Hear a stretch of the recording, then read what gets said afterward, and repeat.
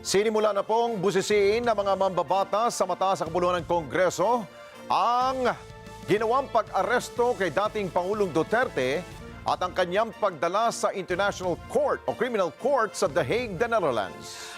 Naglabas ng dokumento si Senator Amy Marcos na diffusion lamang at hindi pa rin red notice ang ipinadala ng Interpol sa Pilipinas. At sa kabila nito, itinanggi naman ng mga nasa executive branch na nagkaroon ng grand conspiracy at nakipagsabwatan sila sa ICC para imbestigahan ang sinasabing mga kaso ng pagpatay sa ilalim ng war on drugs ng Duterte administration. Kunin natin ang live report ni Mean Corvera. Mean?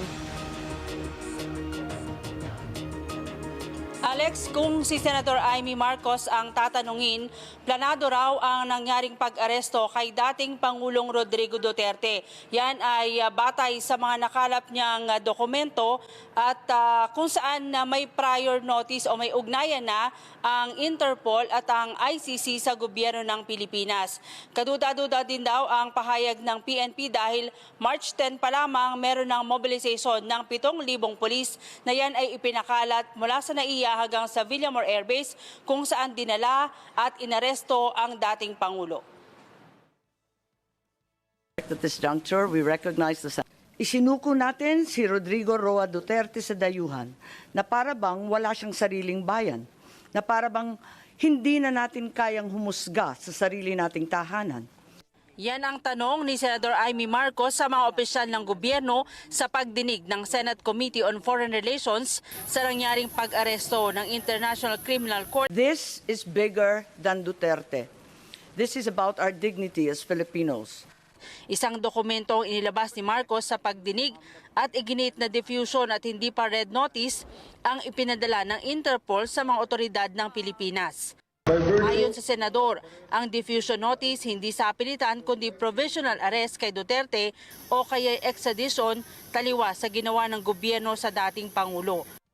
Nag-mobilize ang pamahalaan ng libo-libo, 7,000 ang pinagmalaki na kapulisan para sa isang request for information ng Interpol na unverified.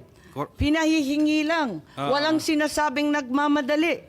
Pero lahat ng government resources pinaandar na. Sa dokumento ayon sa senador, malinaw rin na matagal nang alam ng gobyerno ang pag-aresto kay Duterte at itinago lang ito umano ng mga otoridad. Sabi ni Marcos, iba ang ginawa ng mga opisyal ng gobyerno sa pahayag ng Pangulo dahil malinaw na malayang nakapasok at nakapag-imbestiga ang ICC sa Pilipinas. One, after prior consultation with the government of the Philippines who have agreed to comply with this request. Ibig sabihin, ang pamahalaan ay nakausap na, una, ikalawa, sumang-ayon na. So ibig sabihin, ito formal transmittal lang. Walang sinasabi dito na biglaan ito. Kaya nga March 10 pa lang 7,000 ng pulis na ang minobilize . Itinanggi ng mga opisyal ng gobyerno na nagkaroon ng grand plan at nakipagsabuatan sila sa ICC para imbestigahan ang mga alegasyon ng kaso ng pagpatay sa Pilipinas sa ilalim ng war on drugs ng Duterte administration. Hindi rin daw nila alam na nasa Pilipinas ang mga taga-ICC para mag-imbestiga at mag-serve ng warrant of arrest laban sa dating Pangulo. ICC never had does not have jurisdiction over the Philippines, Your Honor. And we did not lift a finger to help them at all. Kaya ang tanong ng mga senador, kung hindi miyembro ang Pilipinas na ICC, bakit isinuko si dating Pangulong Duterte nang maglabas ito ng arrest warrant? The DFA, the DOJ, the DILG, and the PNP has already admitted that we are not members of the Philippines is not a member of the ICC. Therefore, why did we surrender a Filipino citizen before the ICC? Paliwanag ni Justice Secretary Crispin Remulla, hindi miyembro ang Pilipinas sa ICC. Pero kung may individual na nakasuhan, gaya ng dating Pangulo, kailangang humarap sa korte batay sa international humanitarian law na kinikilala ng lahat ng mga bansa sa buong mundo. Mr. Senator, we surrendered an individual to the ICC. We did not surrender as a country but he was surrendered due to a warrant of arrest issued by the ICC through the Interpol. Pero ayon sa isang law professor at law expert na si Attorney Alexis Medina, mali ang paraan ng pag-aresto ng mga opisyal ng gobyerno at nilabag ang mga karapatan ng dating Pangulo. Surrender without judicial proceedings might amount to a violation of the liberty of abode that is guaranteed by Section 6 of the Bill of Rights. The liberty of abode cannot be impaired without a lawful order of the court. That's the text of the Constitution. Now, this constitutional protection is a barrier for any government action that would simply compel an individual to change his residence. So to compel a person, to expel a person from his country of residence without a lawful court order by excluding the judicial process might amount to a violation of the liberty of abode. Humarap din sa pagdinig si Vice President Sara Duterte at inireklamo sa mga senador ang illegal na pag-aresto sa kanyang ama. Without due process and without any legal basis under our laws. Nasaan po ang warrant of arrest na inisyu ng hukuman ng Pilipinas? Wala. Without a valid warrant from a Philippine court, this was at best a warrantless arrest. Under the rules of court, Kaya si Senator Jinggoy Estrada nang gigigil na kinumpronta ang kawalan ng respeto at hindi makataong pagtrato ng mga otoridad sa dating Pangulo, lalo na si PNP CID Chief Nicolas Torre. Pag ayaw sumama. At the same time, when I saw the video, parang nag-flashback sa akin yung ginawa ng mga kapulisan ng araw sa amin. At ang sabi mo, hihilahin ko yan, hihilahin ko yan. Is that what you said, General Torre? Sir, it's already all optics and tactics already because it's already. No, I am asking you. Did you say that? Hihilahin ko, hihilahin ko. Yes, sir. And I actually made good of it, sir. No. What prompted you to say that? Sir, I made good of it, sir. Sabi ko, sir, hihilain ko yan. And I went back to AS Medialdea, handcuff him. Bakit mo nga sinasabi? You know, your statements based on the video may reflect the PNP as an institution. Baka sabihin lahat ng ating mga kababayan, ganyan pala yung mga pulis.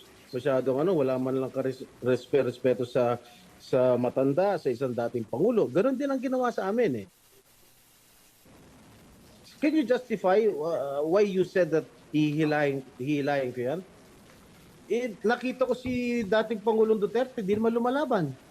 Kinastigo rin ni Estrada ang mga otoridad bakit hindi pinayagang makapasok ang anak ng dating Pangulo, gayong may karapatan ito na makita ang kanyang immediate family member at kanyang abogado. Ang sabi ni PRRD, papasukin niyo yung anak ko. Abogada siya. At ang sinabi mo, hindi ko siya papapasukin. Why not, Gerald Torre? That is a decision. That is my call, sir. That is my decision. Considering that he had already been assisted by 3 lawyers all throughout that time, sir. And gabi na ho yun, sir. The request was made at around mga 9 o'clock na, sir. Tanggalin mo na yung titulo ni Inday Sara. Kalimutan mo na siya na Vice President siya. Pagpalagay natin hindi siya Vice President. She is an immediate member of the family. Nung kami po ay nakakulong, ang immediate members of the family, 24 hours pwede bumisita sa amin, nakakulong kami. Ito, hindi pa nakakulong. Anak ito. Bakit hindi nyo pinapasok?